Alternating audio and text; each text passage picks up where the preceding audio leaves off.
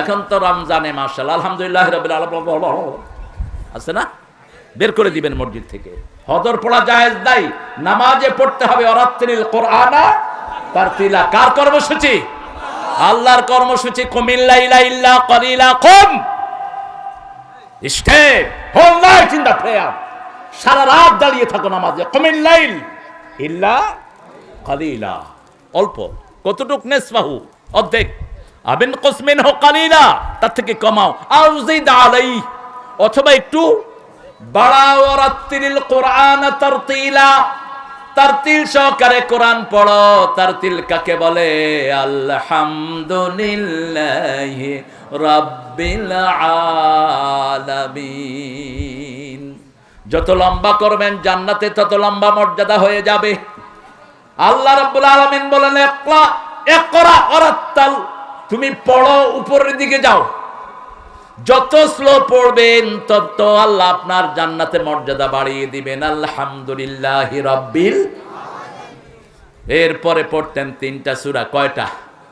তাবিজ আসেনি আপনাদের এলাকায়? তাবিজ আছে? হ্যাঁ, আগে ছিল, উঠে গেছে।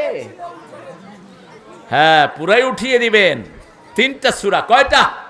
কুল হুয়াল্লাহু, কুল আউযু বিরাব্বিল, কুল আউযু বিরাব্বিল।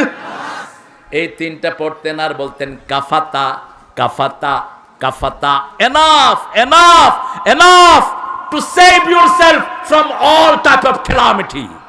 সব রকমের দুশ্চিন্তা যন্ত্রণা থেকে মুক্ত হওয়ার জন্য 3টা সূরাই যথেষ্ট। কয়টা? 3টা সূরা।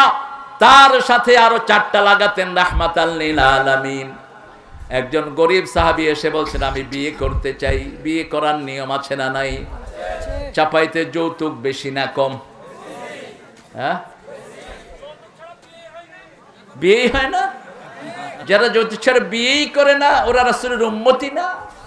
তুই খবিস, তুই নোংরা, তোর কোনো আমল কবুল হবে না। আল্লাহ ফরজ করেছে মহারানা, তুই যৌতুক খাস, তোর সমাজ হবে মুশরিকদের সাথে। সূরা নিসার 3 নম্বর আয়াত, ওয়াতুন নিসা সাদুকাতিহিন্না নাহলা, সন্তুষ্ট চিত্তে মেয়েদেরকে মোহরানা দাও। কার কথা? গরিব সাহাবী এসে বলছেন I want to get marry, আমি বিয়ে করতে চাই। রাসূল সাল্লাল্লাহু আলাইহি ওয়াসাল্লাম বললেন মোহরানা কি দিবা? বলছে শরীর ছাড়া আর কিছুই। এবার রাসূল সাল্লাল্লাহু আলাইহি ওয়াসাল্লাম বললেন হাল আনদাকা সূরা জিলজাল, তোমার কাছে সূরা জিলজাল আছে নাকি?